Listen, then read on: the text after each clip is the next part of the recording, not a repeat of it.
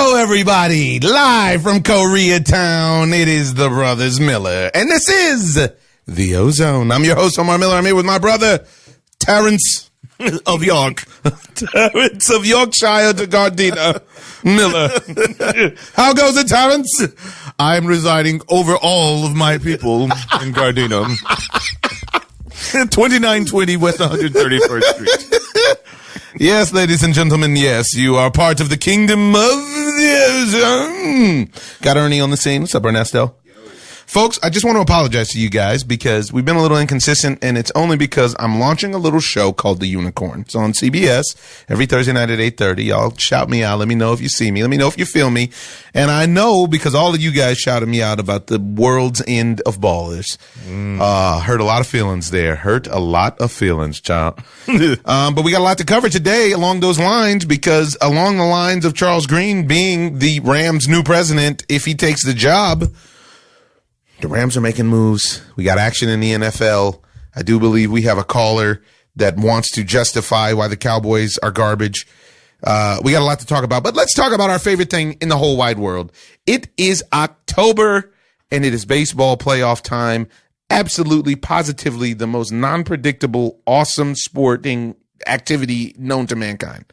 So we got a little bit to recap, but let's go with where we are right now. Just today, Garrett Cole went out in a 1-1 series with the total and absolute clash of the Titans. We've been waiting for this series all year, folks. And this is it. Man, this is it. I wish I put on Twitter the other day that I wish this series could go 9 games. I wish it was the best of 9. Right. Now, you know what? I do believe that the next game they're going to get out the women's six. I think the teams are going to actually, because now you're getting past, the Garrett Coles and everything else. Yep. You're starting to fool with the J.A. Happs of the world. You fooling with the J.A. Happs who took an L already. Yeah. Was nice to see CC Sabathia come out and get a big inning under his belt. Well, and you see they played it right. They put him in, took him out, got his out. He did what he needed to do, unlike the Dodgers. But let's talk about what happened tonight. Folks, you know what? In my opinion, the best announcer that's announcing all of these playoffs announces this series, and his name is John Smoltz. And John Smoltz gives you expert analysis. That's why he was an expert pitcher. He sure was. Hall of Fame type of player. He was. He's a guy that knows how to get people out. He sure does. It's a science to it, and he studies it. He's a professor. He is. Jonathan Smoltz. He's a professor of the cheese and slide piece. The slide piece. Oh my, devastating.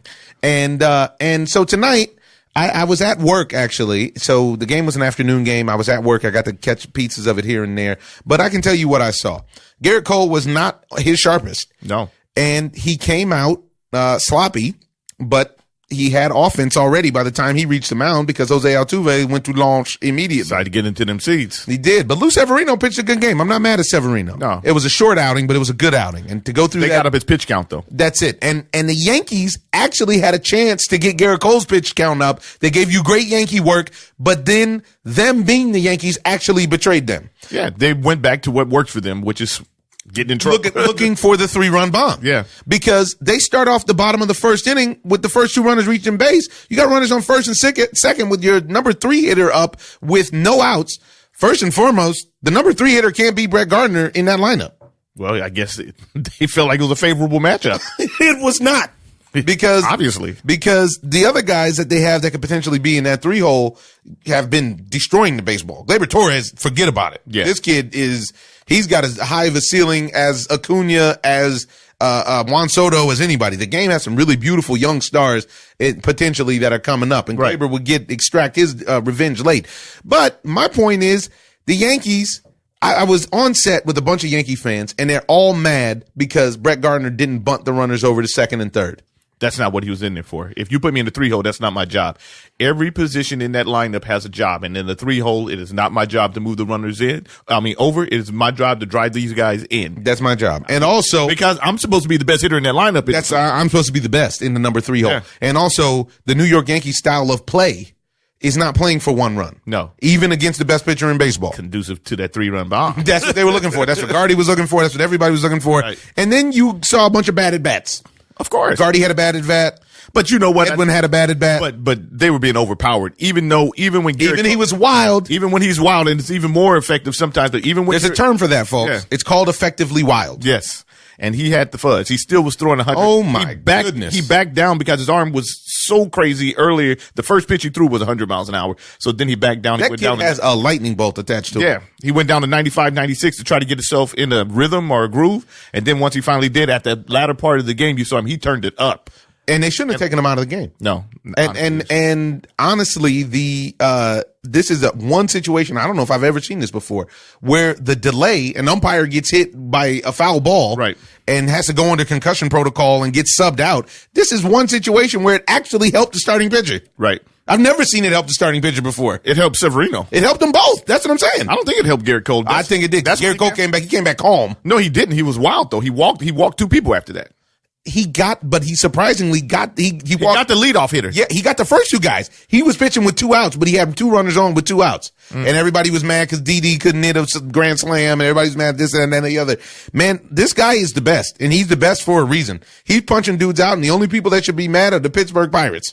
Because if there's nobody else that has a chance, not even the Yankees. The Yankees should have signed him. We all know that now. But okay, you missed on a guy. Yeah, but what about Charlie Morton? I mean, what about him? I mean, he should be mad? No, Pittsburgh. Pittsburgh has gotten rid of a lot of players. Let's talk about Pittsburgh in the context of this game. Let's talk about who's in the playoffs right now that pitching wise, that was on the Pittsburgh Pirates roster. So right now we have Garrett Cole, the best. Charlie Morton was out there, won the huge wild card game, and then dealt on the Astros. We have one more, and it's the man from Tampa, right? Tyler Glasnow. Yeah, Tyler Glasnow. Who arguably could have given Garrett Cole a run for his money for the Cy Young if he wouldn't have gotten hurt earlier in the year. Yeah. All 3 of these guys could be horses for the Pirates, and they could actually be in the mix. You don't need to score a lot of runs. Swinging the stick for Tampa. Come on. I mean, so somebody over there in Pittsburgh is making bad decisions. Somebody's drinking on the job in Pittsburgh. We need to find out who he is and get him in an AA program. If you know who it is that's in the... ASAP, have an intervention. He's tricking. He's in trouble. Yeah. Bad work by the GM over there. From one GM to another. It didn't work out for you. But back to the game.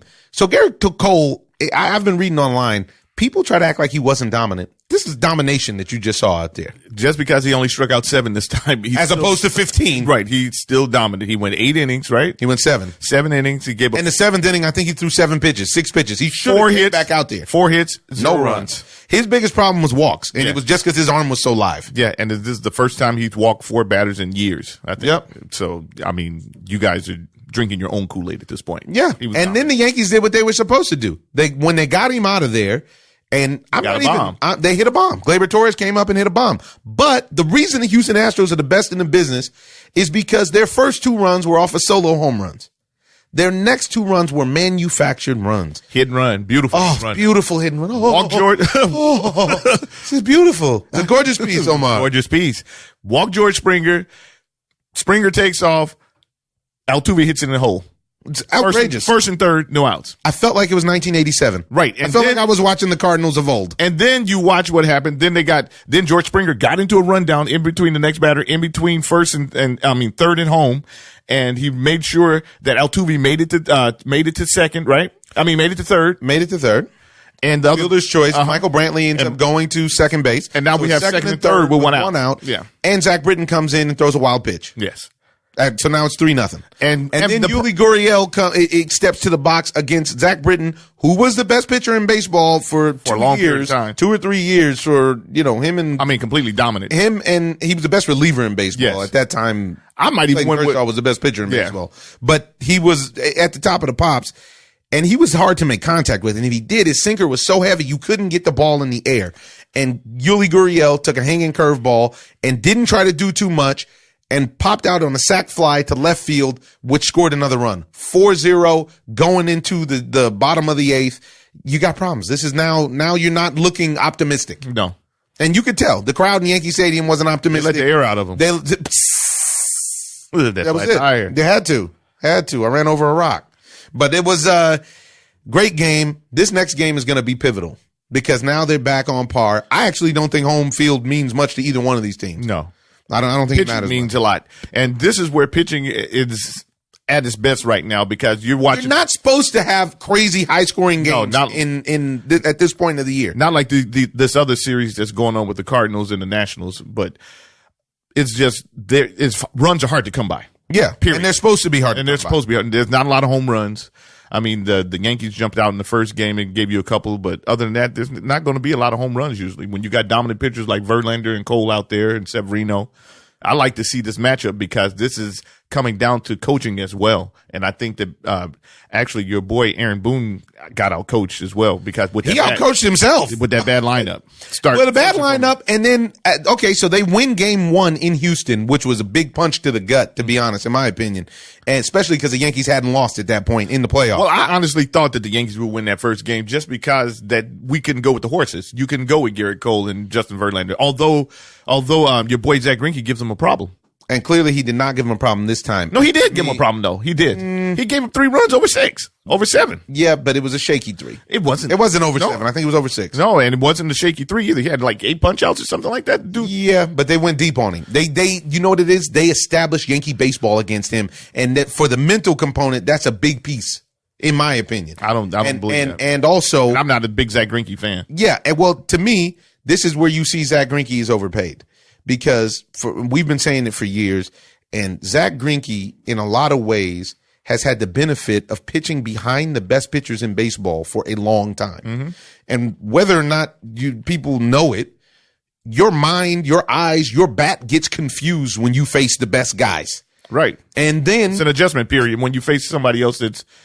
And he's not, I won't say he's a little bad. bit above average. Yeah, he's above average. He's definitely above average, but he gets paid like he's elite. Yeah, and he pitches though. That's what I like about him more so than anything. He pitches. He doesn't throw. He's not a flamethrower. He actually works on getting you out without speed pitches. That's it, and not overpowering you. And sometimes he pitches the contact. Other times he strikes you out. Yeah, he did that to the Yankees. I'm very impressed with his outing. Honestly, he only gave up 3 runs.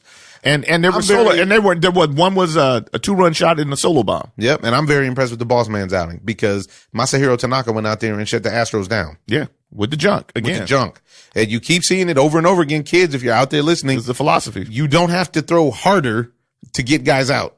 I mean, it's nice. If you got that Garrett Cole with you, rely on it. Very rare, though. Another thing that you notice about Garrett Cole is he doesn't get beat. The Edwin Encarnacion hit a double, and it was on a hanging slider.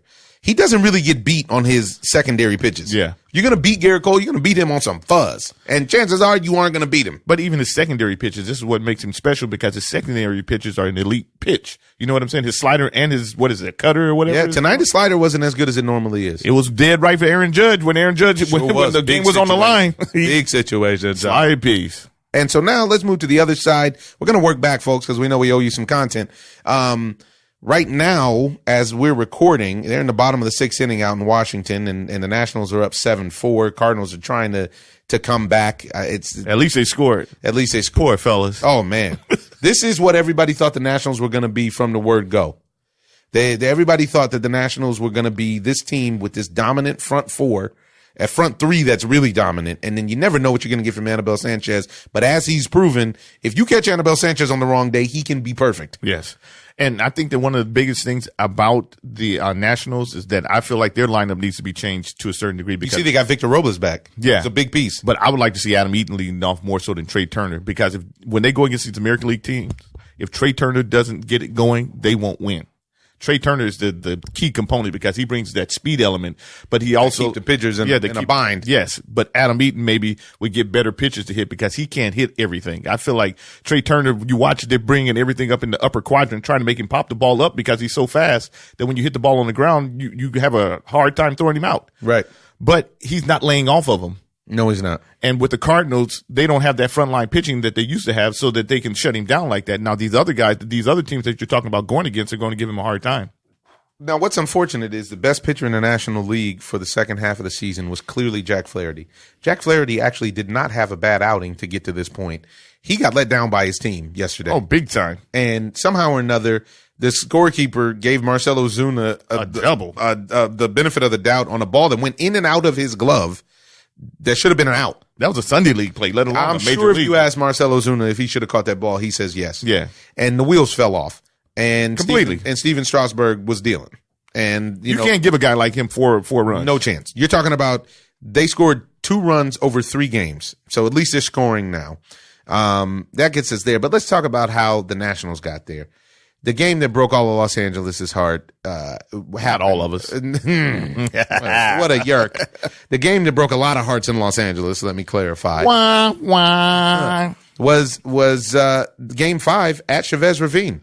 And Walker Buehler came out and did what Walker Buehler does. And he came out and shut them Walker down. Buehler on you. He gave him the Buehler. He shut them down for 6 2/3. And the Dodgers actually scored enough runs to win that game. That's what you thought. 3-1. And in came one of the most awesome, energetic moments that I personally witnessed in sports history. The greatest pitcher of the generation came out of the bullpen in a clutch situation with runners on first and second, and he came in and struck Adam Eaton out on 3 pitches. That should have been the end of his night. Good morning, good afternoon, and good night. But instead, Dave Roberts, let's run it back, decided to run him back against arguably the National League MVP in Anthony Rendon, and then the young stud in Juan Soto, whom both of which went to launch and tied the game. You saw the pictures of a suicidal looking Clayton Kershaw in video they wouldn't take the camera off of it kind of reminded me of Donnie Moore, low key. Yeah. They wouldn't going to do it camera off from. Yeah, that's what it was like. That's what it was like. It was like really? The Purge or something. Right. And so Kersh looked devastated. But let's be honest, Dodger fans. The game was still 3-3 with 6 outs left for each team. Right. And there's a serious problem. Your man Joe Kelly got dug. Because Joe Kelly came in and walked everybody in the stadium. And there was about 60,000 people. I took a walk. He gave me an intentional. It's a free pass. And then he gave up the booty. And, not to mention that Will Smith almost walked the game off, but the air was heavy at Dodger Stadium that night. That showed you how strong Juan Soto was. It showed you how strong Howie Kendrick was, the dead center. Yeah. And in the fashion of this being the greatest game ever invented, Howie Kendrick had a terrible series until that point. We actually were speculating in the stands why Howie Kendrick was still in the game. Right. Because he got a bad call in game 1 of the series against Walker Buehler on a low outside fastball that struck him out with, I think, the runners on first and second, maybe even bases drunk. Howie could never recover. He started making errors in that game. He struck out a bunch. He got up in a clutch situation and got the job done. We know what happened. But let's talk about getting there. 106 win season, a record-setting season for the Dodgers. Not one time in that 106 games of wins did Clayton Kershaw come out of the bullpen. Right. I know I sound like a Kershaw apologist. And then with three days rest, when you bring him out, he did the job. He struck out the guy that he was supposed to strike out. But for some reason, came in lefty on lefty for the analytics matchup. And then you guys decided to throw the analytics out of the window, now throwing under the bus one of the best pitchers and the face of the organization so that he can be hated. One of the best pitchers in history of baseball. Yeah. It's not his fault. Of course it's his fault for giving up the runs, but told the one that Anthony Rendon, it wasn't even a bad pitch. No, it was a low slider. Yeah. He went and got it. But overall, you guys have to start playing the game the right way if you want to win. That's the bottom line. And they don't want to do it. If you want to play guys out of place and you want to out of position. And then you want to bring pitchers in that are starters to relieve and all that kind of stuff, you got to pay. That's how it works. Yeah. This is how it works. And then the ultimate disrespect was them bringing in Kenley Jansen after mop up. Joe Kelly hit the salami. Mop up on aisle 3? On aisle 10. On aisle 10. Honestly, if you've lost faith in Kenley as your closer, bring Kenley in the 8th. And if he gets in trouble against Rendon or something like that, take Kenley out and go with Maeda. You have a bullpen for a reason. That guy Kolarek, the lefty specialist. Who's the lefty specialist? You have Dustin May in there. You have Dustin May, who's almost who will be unhittable shortly. I mean, and he's almost unhittable now. Yeah, he's hard to hit when you haven't seen him, and you're going to bring him very hard to hit. But they decided to go with whatever it was that they went with, part analytics, part feel, or whatever. You have to play the game the right way. And I understand now that the game has transformed where you bring in starters and all that kind of stuff, but I really haven't seen it be successful. That effective. It hasn't been successful. Justin Verlander just came out and got dug the other day. On 3 days rest. Yeah. Max Scherzer pitched well. Max Scherzer's the only one that did it a couple of the games before, but last year he got dug out. Yeah. Yeah. We are talking about some of the dominant pitchers in baseball. Yeah. These guys, Scherzer, Kershaw, and Verlander are the 3 most dominant pitchers of the generation. Yeah. And nobody's above the law. Nobody's above the law. Yeah. Yeah, it's true. You got to pay. You got to pay. Even Madison Bumgarner. And Madison Bumgarner the whole league down for that run, Madison Bumgarner was starting. Right. And he kept starting. I think he might have came in relief once in the World Series. Well, I think but what people have to understand is that these guys are creatures of habit. I talked to you about that as well. On it. Because they're creatures of habit. There's a certain way that a certain mindset, a way that they're going to get prepared for the game. The whole approach is different. You don't just jump in and when you're a reliever, you might get a certain amount of throws and then you come in the game. But these guys have a different attitude. They have a different preparation.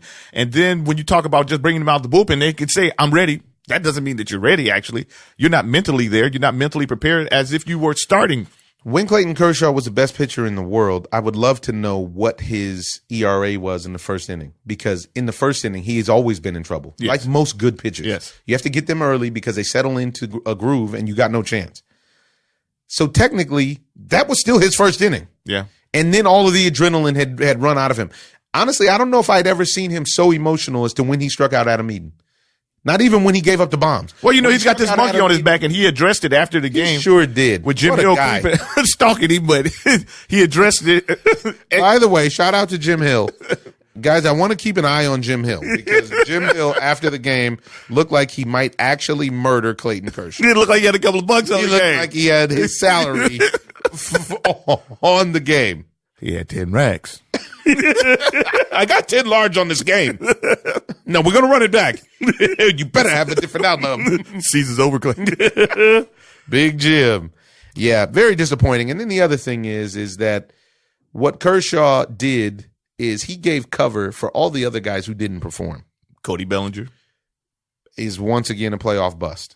Dave Roberts can't get it done. Hasn't gotten it done. I won't say can't get it done. Hasn't gotten it done. The only person that I saw show up during this series was Justin Turner and Max Muncy. Muncy showed up. Everybody else, and Justin Turner didn't show up in the big time situations that you needed. Max Muncy showed up. He was a guy that you were they were scared of. They literally, Dave Martinez walked on the tying run to face the winning run to avoid facing Max Muncy. Yeah. Now you can respect that. Everybody else is suspect because you got guys batting out of the lineup in the wrong spots and all that other kind of stuff. You got Corey Seager at the bottom of the lineup, which he needs to be at the top. I know it's an ego. Corey Seager didn't get it done. Yeah, I know, but you got him in the wrong part of the lineup. He's not going to get pitched the same way. You got a big ego stroke going on with Cody Bellinger instead of them saying, okay, you know what? Let's get his confidence back and move him to the bottom of the lineup. This is the problem. Then get his attitude and his whole persona thing going and then moving back up. Get his mojo up. Yeah, get his mojo. Get it together. Yeah, yeah. But you know what? They run him down. They get him in a bad situation. This kind of stuff messes you up. Just like they look like they've finally gotten to Clayton Kershaw. This kind of stuff can mess you up for the future. Clayton Kershaw sounded broken after the game. He accepted all the responsibility, which he shouldn't have, because it's a team sport and people didn't do their part. And once again, if we could really just recount how many times the Dodgers organization has let down Clayton Kershaw in comparison to how many times he's let them down. Right. It's very lopsided on the side of the Dodgers letting him down. And what's his ERA in the playoffs? Is it 4 something? It was until this season. I think it was 3.44, which was like deceiving to everybody. It was like 3.7, as opposed to his normal 2.4. Yeah, which is outrageous, by the way. Yeah, but whatever. I digress.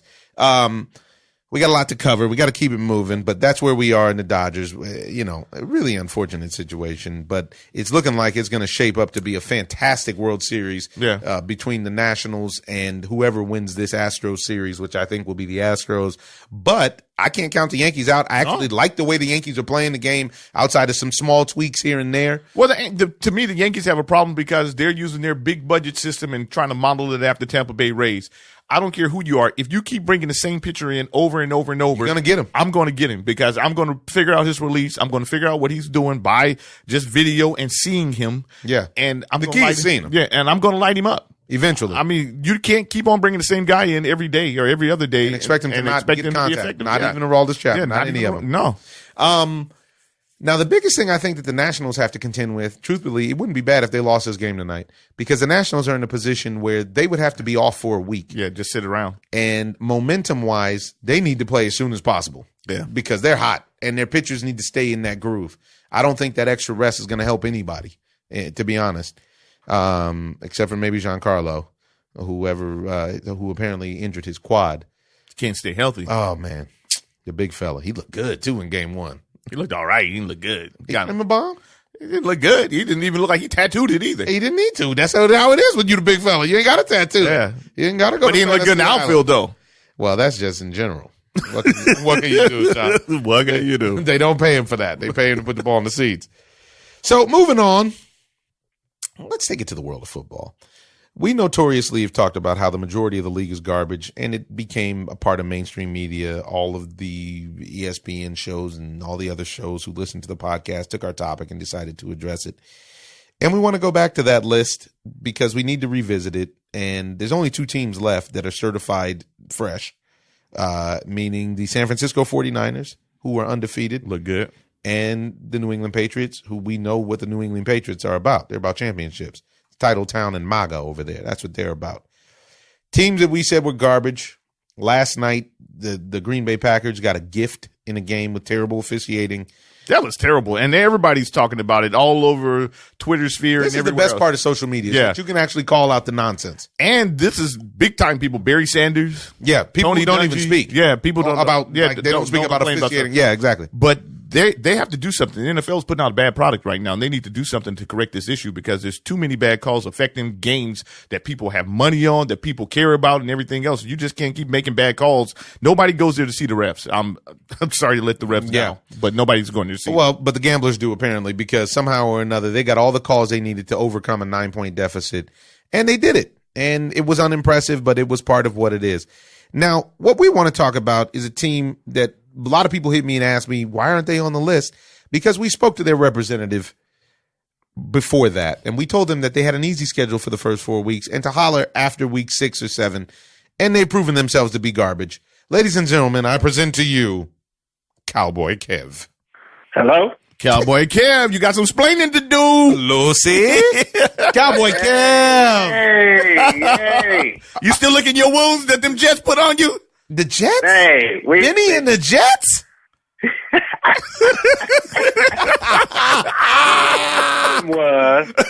What happened, Cowboy Kev? We got him right where we want him. You know, Darnold was coming back. You know, everybody's excited. They got their quarterback back. The offense hadn't did anything. The defense hadn't done anything. So we tried to help him out a little bit. Well, mission complete. The problem is our head coach was trying to help him out a little too much. Oh, you can't blame that on the head coach, man. Everybody wants to throw Jason Garrett under the bus, but Jerry Jones has something to do with it. Dak Prescott has something to do with it. You can't. No, I'm joking. The whole team has something to do with it, but the head coach made one big crucial mistake to me, which was in the first half. In the second quarter, went 4th and 2. You just ran the ball with Zeke on 3rd and 2 and got nowhere to come back. The play was terrible in the first place. Play was terrible to run to the outside. You got with your quarterback. With your quarterback nonetheless. But you got to kick the field goal right there. It's a 7-6 ball game instead of 14-3 because now you got your defensive. They stop them. The crowd is in it. Everybody's in it. Why not dial it up? Let's go see if we can get one. They got one. That changed the whole environment from that point. And so where it ended up coming down to, ultimately, they would have won by 1 point because they would have been up with the last score versus trying to have to go for 2.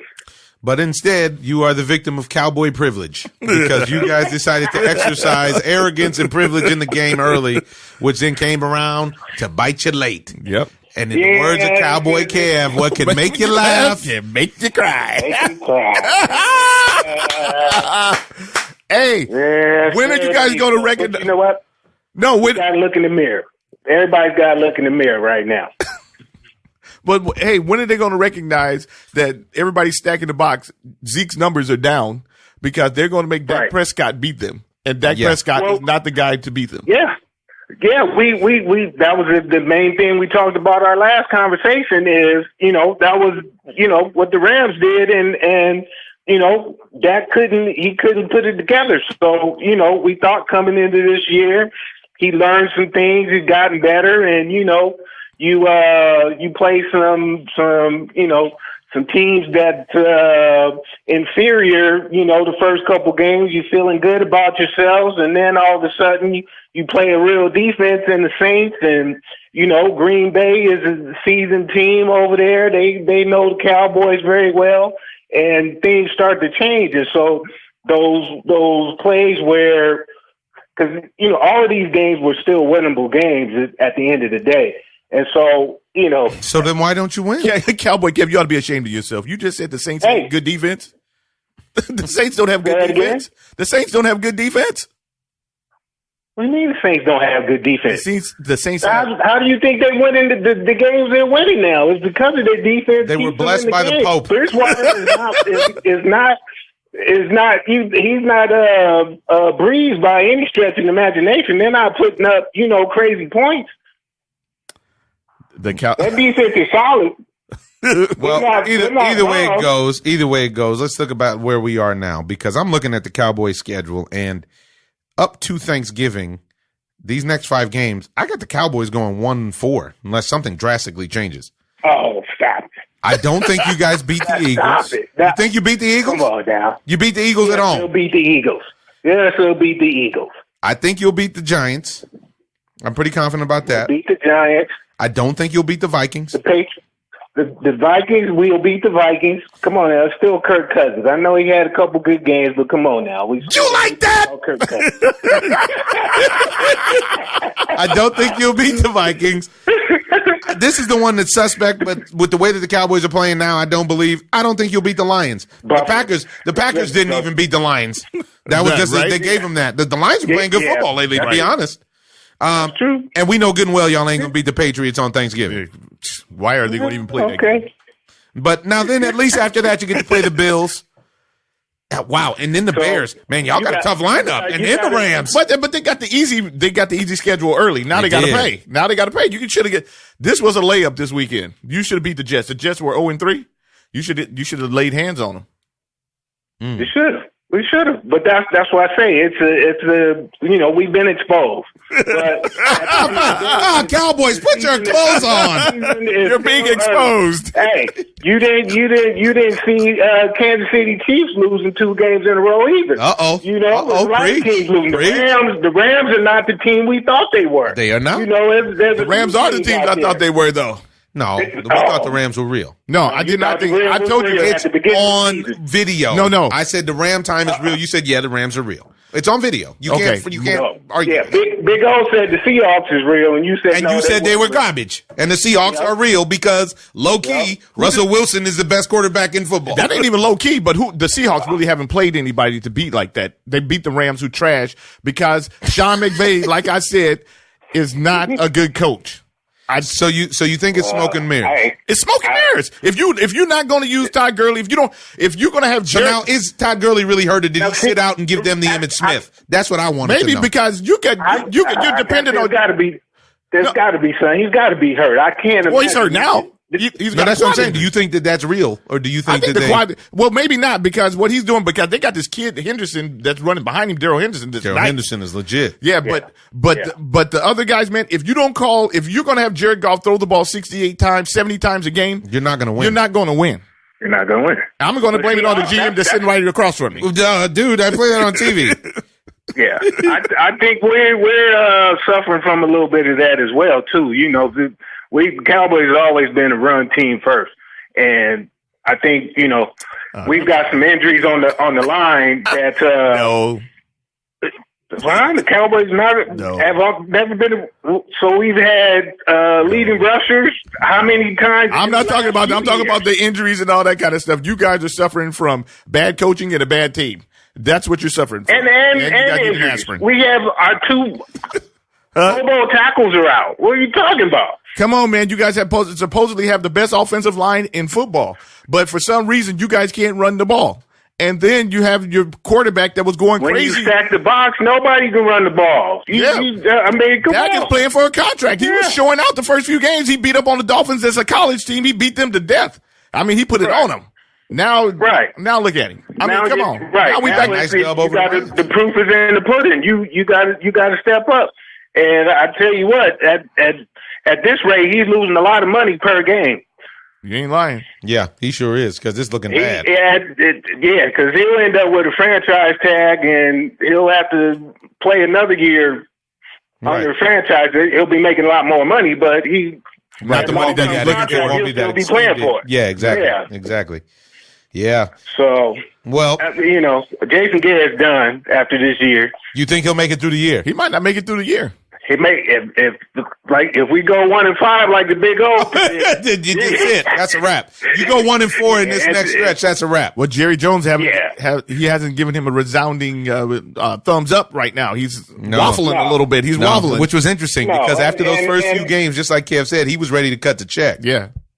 Yeah, that was shame on him too. I mean, you look at this. You look at this last game. That you're on the road. Like I said, your two tackles are out. You're struggling running the ball, and 4th and 2, you don't have Amari Cooper, you don't have Randall Cobb, and you're going to run the ball on 4th and 2. Beautiful time for some play action. Left in the second quarter. Jason Witten. Yeah, at least you got to run something that. Come on now, you got some. That's the best we got. It's the best you got. Now, I will say I saw a couple guys miss some passes off of their face. Well, that was not Dak's problem. That was not. Yeah, that wasn't Dak's fault. I saw a couple of those passes that were like, come on, man. Bad passes too. Oh, I saw some bad passes, but at the same time, if I hit you in the hands, in the face, you got to catch the ball. A lot of that going wrong in the NFL nowadays. It is. I don't know what. A lot of guys catch the ball with the body. Bad work. Right. But as the quarterback, as the face of the team, you got to be able to show that leadership in some kind of way. You got to be able to get it done. And obviously, you knew it wasn't going to be no blowout going, to play the Jets, but you got to win that game. Got to win that game. Some kind of way, you got to win that game. That's not even. It should have been a blowout though. They hadn't won it all. But now, speaking of staying on the NFL, speaking of guys with hands, what in the world is going on with Antonio Brown once again? It seems like he wants to get back now. Now it seems like the world is as a reality has kind of set in that he's not welcome, and now he's saying he's working out and he wants to get back in the league. I don't see it happening. Well, I don't either. No. With the way that the league has frozen out Colin Kaepernick and countless other individuals for a variety of things less sacred than running down the owner, releasing a private phone call, a recording of an illegal recording of a private phone call, YouTube, and YouTubing it. Then on top of that, coming back with those menacing threats went the wrong way. And he's going to say that lewd threats. Yeah, you got lewd on you. And you sue the team. And you throw a lawsuit on all the teams. Yeah. And you file a lawsuit. And then you're saying, okay, now let me play. He's telling the Patriots, you got to pay me anyway. You might as well let me play. No. I think he's having a moment of clarity. Yeah. And I hate that. Somebody was blowing smoke up his butt for a little while, telling that he was more than what he was, and now they're not anymore. I think he needs to sit down with somebody and have some deep conversations and get his mind right. I think it's too late. Well, I believe it is too. But that talent, there's always that one team that will say maybe one more shot. But I don't think it would be this year. I think it would be, he'd go through all season. He has some counseling. Somebody's able to see a little track record of, he's getting his life together. And by that time he'd be old. Give him a shot. You only get so much time in the NFL. By the time he figure out world hunger and world peace. What is he right now? 26, 27? No, he's older than that. I think he's probably 28, 29 or something. Yeah, I mean, he's still prime time, but at the same time, I don't think people are going to want to play with him. I really think that whole thing, I think that the whole thing playing out in front of the world on Hard Knocks went the wrong way for him. I really think that sort of publicity, the way that it looked really bad. Right. It really played of it really all, bad. Right. And then him talking crazy about the phone conversation, but then him talking crazy about Robert Kraft and the spa and the rub and tug and talking about Big Ben. Big Ben and his rape situation. I don't think that went the way that AB wanted it to go. Last thing we want to talk to you about while we got you on the line, Cowboy Kev. We know you have an extensive professional basketball history. What in the world is going on? Has the NBA just directly decided that they are going to take money over human rights? Give us your take. You got 1.5 minutes. Lay it on us. What do you say? Wow. Yeah. It's interesting. I can't really speak too in depth on it because I haven't been able to really hear all the situation, but it sounds like, it's big money and everybody is, the NBA said, our relations with China right now, we don't want to mess that up. And so, they're looking at the money, whereas we're in the United States and the GM made a statement. I don't know if, it was an educated statement or not, but, in America, you still have your freedom of speech. And so at the end of the day, we'll see how it all plays out. But I think they've got a serious PR issue going on right now, and they're going to take a hit for it. Well, I mean, this is a situation where, just to catch everybody up to speed, if you've been living under a rock, the general manager of the Houston Rockets, somebody who I didn't ever expect to agree with, Daryl Morey, came out in support of the protesters in Hong Kong, which caused a massive kerfuffle in China. They took down banners for preseason games. You're talking about 2 billion people over there that are in support of the league. And what we're seeing once again is American capitalism usurps any sort of ethics and morality anywhere in the world if money is involved.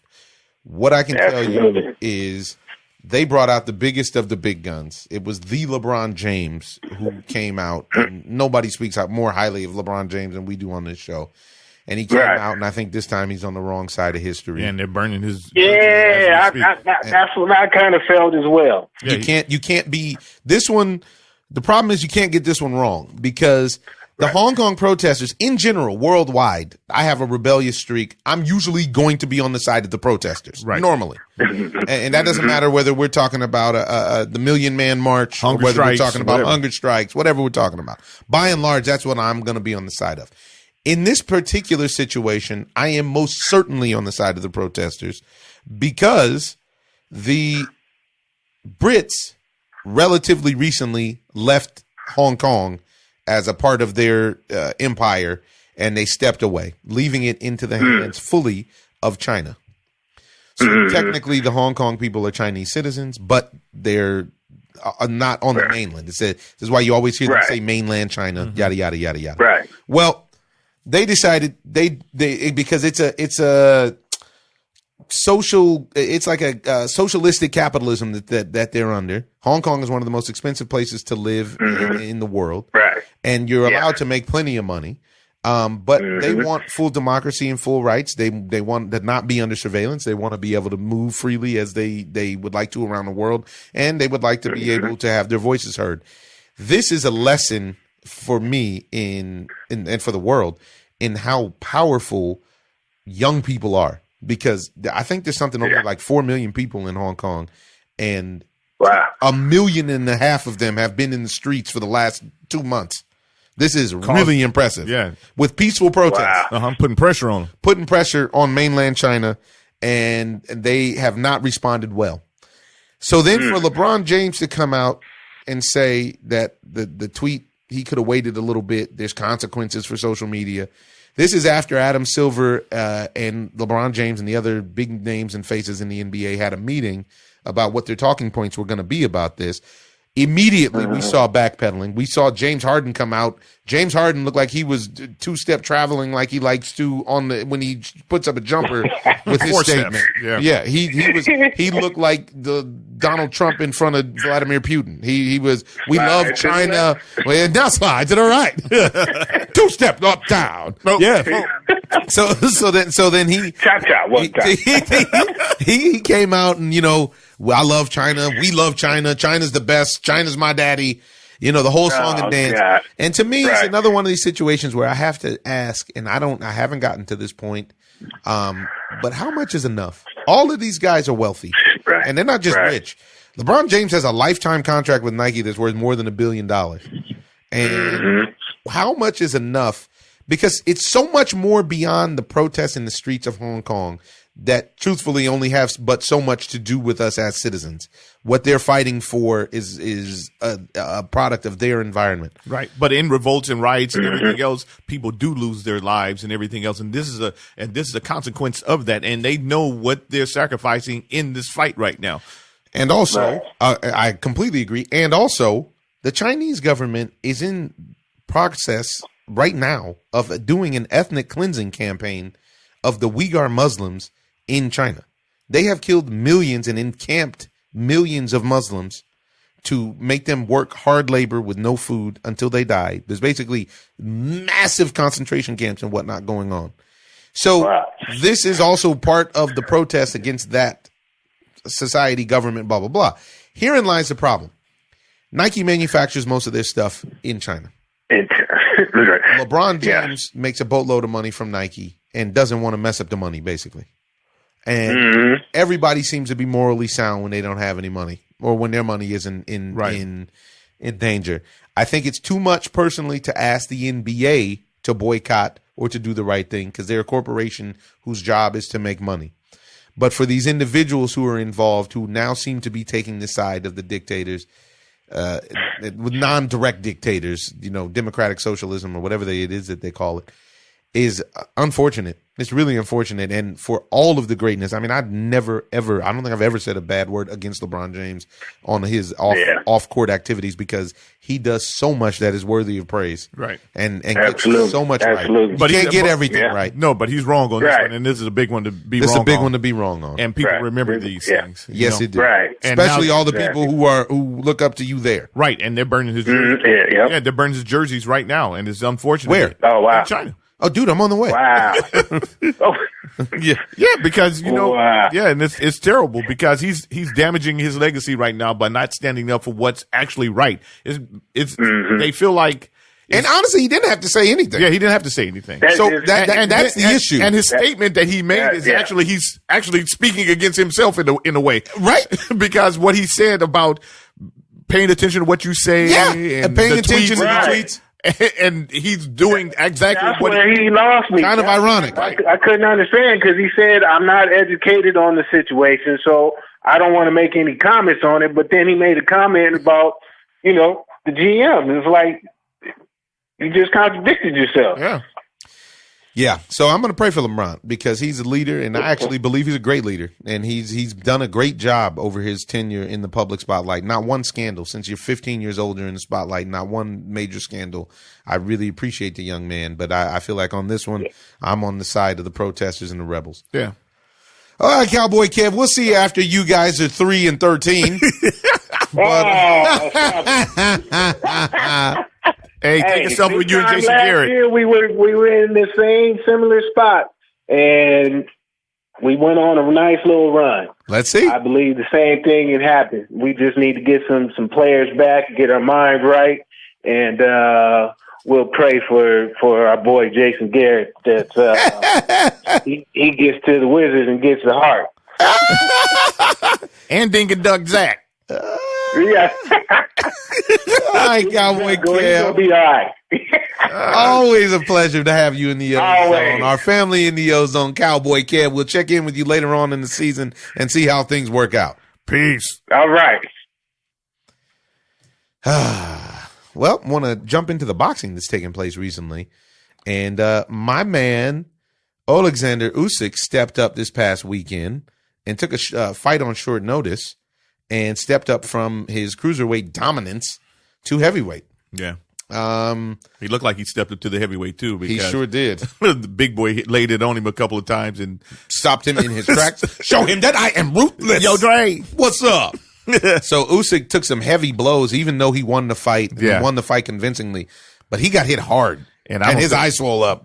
Yeah, and got discolored immediately. With minimal punishment. Minimal punishment from a guy who's like barely in better shape than me. Yeah, I think that he would do better if he's going to fight against an elite fighter. Tyson Fury would fit him best. He can use the speed. They can use their boxing prowess.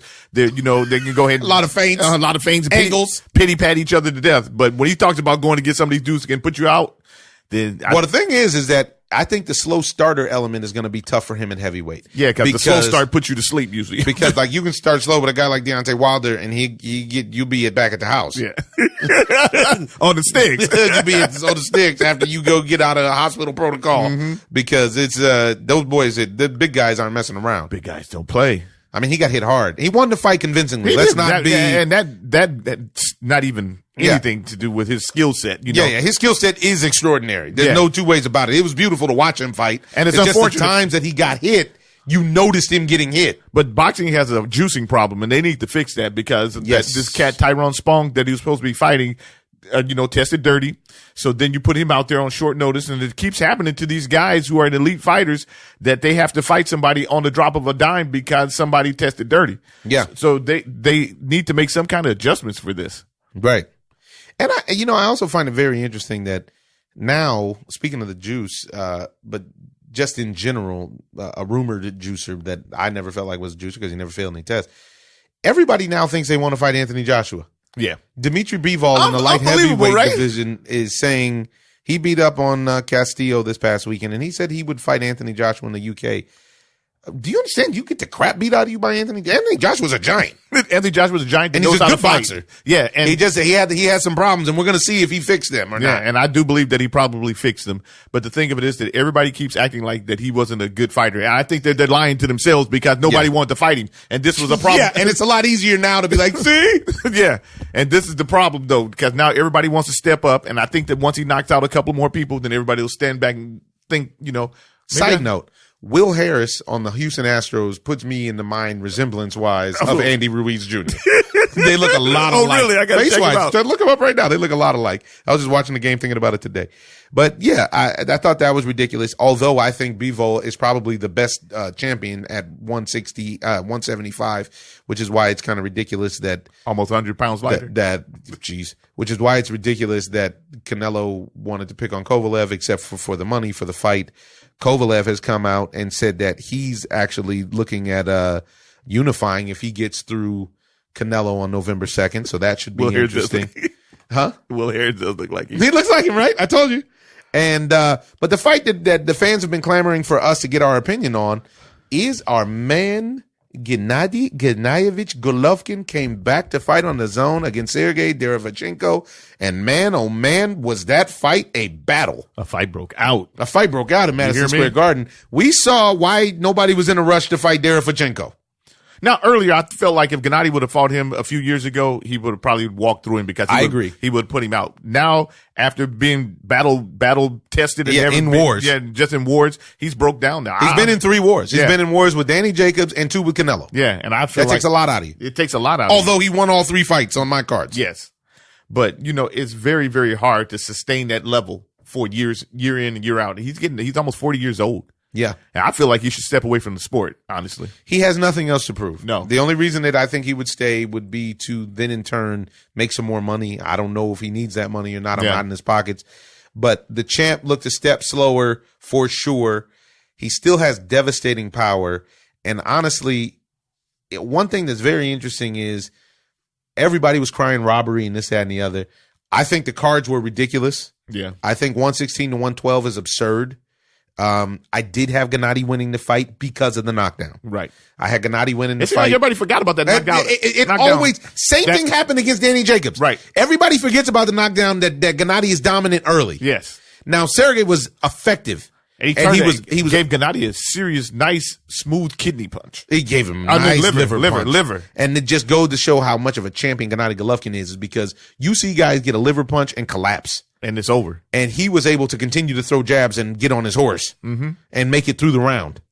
And he got touched to the body a lot, but he punished that guy, man. They both went to the hospital afterwards, and Derevchenko got the worst of it. He got the worst of it. He took serious power punches. I mean, serious power punches, because his power punches are not the equivalent of what Gennady is putting out. That's it. Gennady is putting out high output, maybe cruiserweight type power. At least light heavyweight type power. Yeah. And to take that many power punches, I think it's going to take some time off of his career. Yes. Yeah. And even though he fought valiantly, he got robbed in the fight before that. A lot of people argue not necessarily in this against fight. Danny Jacobs? No, not against Danny. He had a great fight against Danny. It was another fight. Yeah, but he got dropped early against Danny as well. Yeah, Danny beat him. But he always comes to fight. And he actually, I would say he's also a player at 160. He's somebody that is a tough fight. We'll see what happens with the Gennady effect now that, afterwards. We'll see what happens. And now Canelo is talking crazy. Talking reckless. I'm very disappointed in Canelo because I thought that he was better than that as far as dodging a fight and whatnot. He's trying to find every single excuse. And it seems to me that you should want to jump in with him now. That you can see he's slowed down. This seems to be the plan in the first place. Yep. This seems to be Stretch the plan. him out till he's 40 years old, and then we'll fight him. We spoke about it in the past, and then you want to fight him. But first, he's got to get past Kovalev. And I don't honestly know if he will be able to get past him. Kovalev has a massive size advantage. He does. The best thing that Canelo has going for him, two things. One is age. Two is that Canelo is going to, in my opinion, try to use the blueprint that he used against Gennady against Kovalev, because Kovalev is super soft to the body. Yes. So I think that's the thing. But you got to pay to get in there. If Kovalev, it doesn't come out gun shy. Yeah. And I don't think he will. But this might be Kovalev's last hurrah. I really feel like, we're talking about the fight against Anthony Yarde. If he lost it, that he's going to retire. Mm-hmm. So he wins this fight, and now all of a sudden everybody's acting like it's Kovalev versus Andre Ward, the first or the second fight. Right. When you get beat up or you get in fights, it takes time off of your career. It's just plain and simple. That's how it works. Canelo is not Andre Ward. God, no. Andre Ward should come out of retirement and fight Canelo and make a mega fight. There's been hints of that. And they should do that. And if I was Andre Ward, I would come out and make my $100 million and take my belt and keep it moving. Take all of Canelo's belts and keep it moving. Keep it pushing. Keep it pushing. Even the one they made for him. At 68, not even at 75. Make it at 68. Punish that man. Because Andre Ward, footwork wise, I don't think Canelo. Boxing skill set. Yeah, I don't think Canelo. Chin and everything. All of it.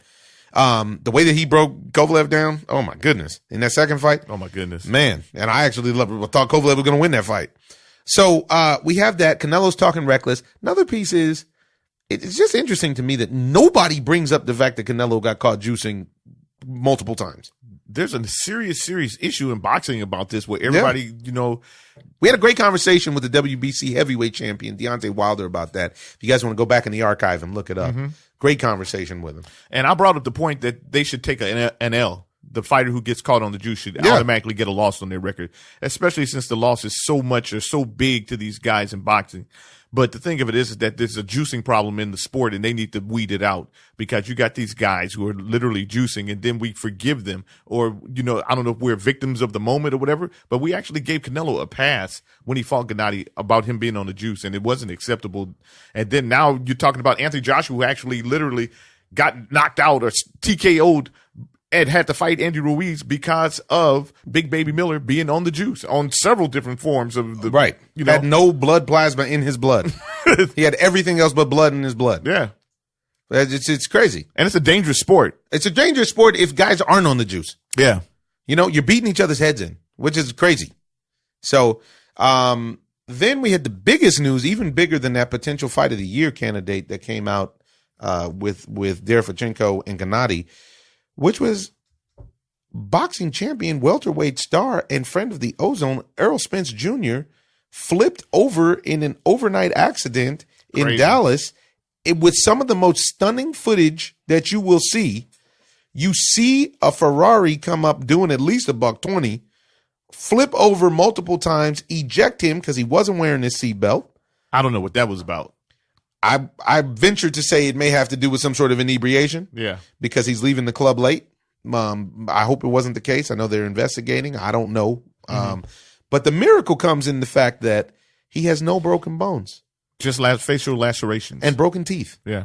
And if you think about it, it actually may have ended up saving his life that he wasn't strapped in, because the way that the car got smashed up, if he would have got mashed up in the car, it would at the very least been the end of his boxing career. Now, I wonder, is that an aerodynamic thing, from a Ferrari? Because the car did its job. The car was beautiful. Yes. Even flipping up inside there was beautiful work. Yeah. Looked like a Michael Bay film. Mm-hmm. You can say that because nobody got seriously injured. Yeah, because when you watch it roll, you figured that him being in that car, it would have ended his life. Yes. I feel like.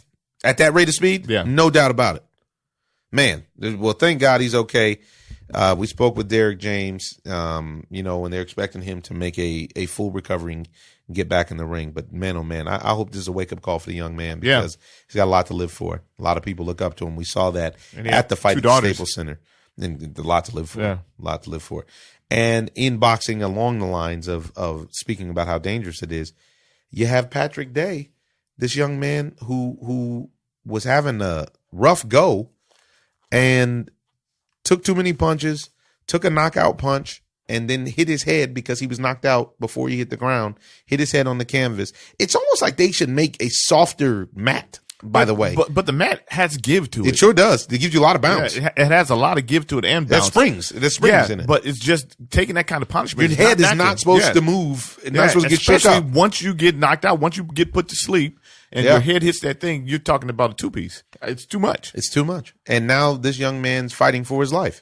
It's very, very unfortunate. Very it's unfortunate. Terrible. Prayers out to Patrick how many times did that happen this year? I want to say this is the fourth time. We got Adonis Stevenson and the two guys that passed away, and now him. All put in comas behind this. Really unfortunate. It's a tough spot, man. Really, really difficult position. And then when you add to that the idea that guys might actually be juicing, it's really like unacceptable. Completely unacceptable. So yeah, shout out to him. We're going to get back at you sooner than later. I got another day off this week, and we're going to get you caught up on some stuff. We'll see where the baseball series are. We'll talk to Do It for the Tipper and get some college picks. He's been calling me off on the side, making some. I've been cheating you guys because you could have made some money fooling with him. And we want to leave you with a positive. We want to leave you with a positive article about a guy who won $2.2 million on a 20-cent bet at the horse track. Can you believe that? South Florida. How awesome is that? At Gulfstream. I've actually had a couple good days at Gulfstream myself. Oh, yeah. Beautiful days down there. That's, wow. This guy, this is just unbelievable. He won several consecutive races. 20-cent bet. I mean, I don't think there's ever been a better return in the history of gambling. 20 cents? 20 cents to $2 million? Jeez. Oh, jeez. Serious business. You got anything else you want to add? That would be it for me, sir. All right, now, thanks for rocking with us, O-Zone. We're going to get more consistent as this season continues. Give us a shout, even if you want to talk about sports, or you just want to let me know what you think about Ballers Ending if you need counseling, or The Unicorn on CBS. And I'll leave you with a quote from another actor, from Nick Nolte. He says, everyone chases a bit of what they say life is about, money, desire. But when you stop chasing, you realize life is a rhythm, and it's very peaceful, very quiet. You see, life is quite a miracle. We're all in this thing together, folks. Take care of one another. Take care of one of a rewind selector. We're all in this thing together, ladies and gentlemen. Take care of one another. And remember, you're always welcome in the O-Zone. O-Zone. I'm just living the dream. I'm in love with the lights. This is not just a game.